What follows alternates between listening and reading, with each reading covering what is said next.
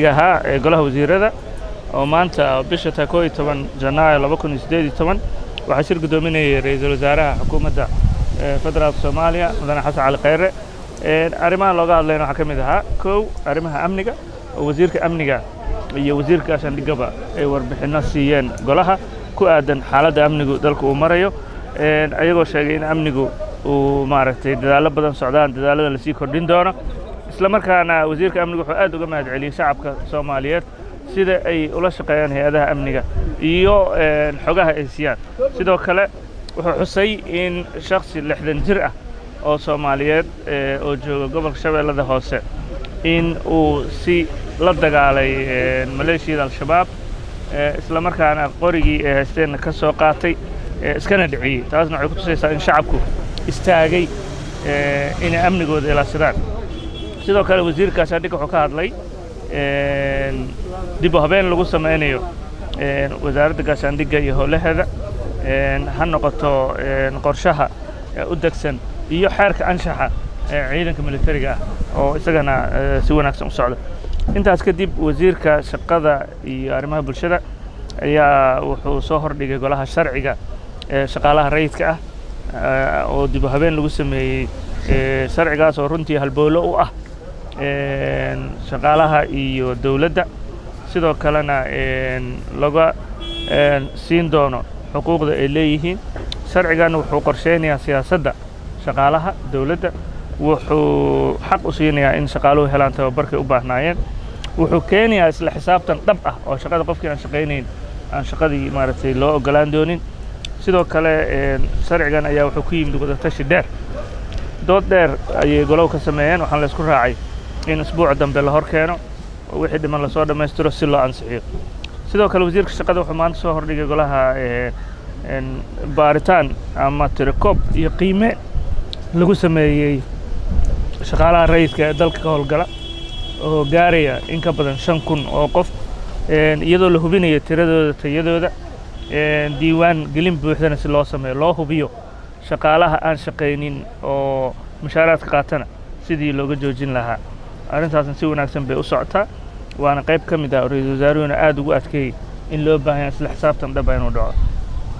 intaa kadib waxaa warbixin laga dhageystay guddi loo diray balad xaawa si ay u soo qiimeeyaan darbiga xuduudda ah guddigaas uu hogaaminayay wasiirkii arrimaha gudaha wasiir Juxa waxaa la socday wasiir ku-xigeenka batroolka Hilaal sidoo kale guddigaas waxaa ka mid ahaa guddiga xuduudaha xubno ka socda iyo xubno qobaro ah oo ay ka mid ahaayeen Faarax Qare waxay keeneen warbixin dheer oo tafatiran oo ku saabsan xaaladda darbigaas uu marayo waxay waraysiyo la soo yeesheen dadkii deegaanka waxay maanta warbixinadoodii loo gudbiyey wasaaradda arrimaha gudaha iyo arrimaha dibadda in ay ka howlgalaan isla markaana ay golaha wasiirada iyo shacabka ku soo celiyaan tallaabooyin ku xiga ee la qaadi doono sidoo kale golaha wasiirada waxaa la hor keenay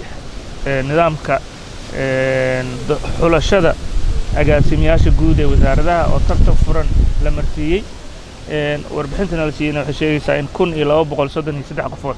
ay soo dalbadeen kadibna 633 laga soo xulay intaas kadibna intaas la sii xuli doono si loo helo agaasimayaasha guud oo ku imaaday tartan oo ku imaaday aqoon ku imaaday hufnaan si ay howlaha muhiimka ah dalka u dardargeliyaan intaas kadib golaha wuxuu ka hadlay shuruucda muxuu ahaa degsan iyo sidii loo dardargelin lahaa sharciyada dhiman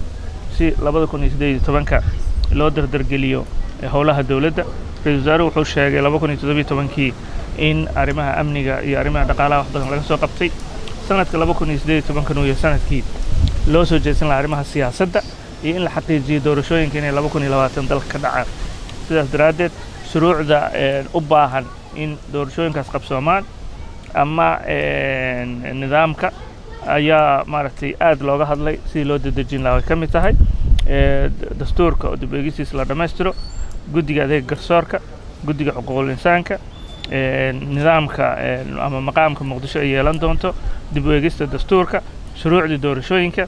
dhammaan in loo sameeyo jadwal 2018 sidii loo xaqiijin lahaa sidoo kale golaha shacabka waxay xukuumaddan u gudbisay 9 bilood ay jirtay 13 hindiso sharciyeed oo 3 ka mid ah ay ansixiyeen inta kalena loo baahay markii golaha shacabka soo noqdo in la dardar geliyo sidoo kale waxaa la qiimeeyay 9 bilood waxaana la soo bandhigay in 33 ama shuruuc ha noqoto ama siyaasad ama guddiyo in xukuumaddan ay sameysay runtii muddadaas kooban iyo howlgalkaas intaas kadib ra'iisul wasaaruhu wuxuu aad ugula dardaarmay xukuumadda in 2018